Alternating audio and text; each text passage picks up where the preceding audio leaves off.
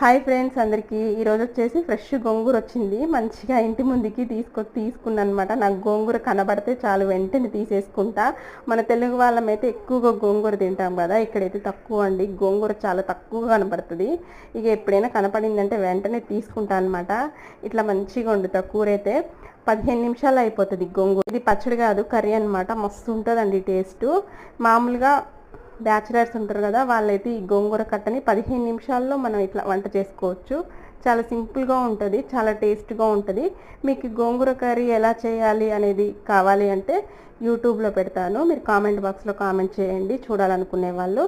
నాకైతే మస్తు ఇష్టం అండి. నేను వెంటనే ఒక 10 నిమిషాల్లో ఇలా చేసుకొని తింటానన్నమాట. గోంగూర చాలా బాగుంటుంది, చాలా టేస్టీగా ఉంటుంది. మంచి ఐరన్ ఫుడ్ అండి. కంపల్సరీ గోంగూర అనేది వారంలో 2 సార్లు అయితే ఖచ్చితంగా తింటానన్నమాట. దొరికితే మార్కెట్లో మాత్రం. మీకు నచ్చితే లైక్ ఇవ్వండి, సబ్స్క్రైబ్ చేయండి, షేర్ చేయండి.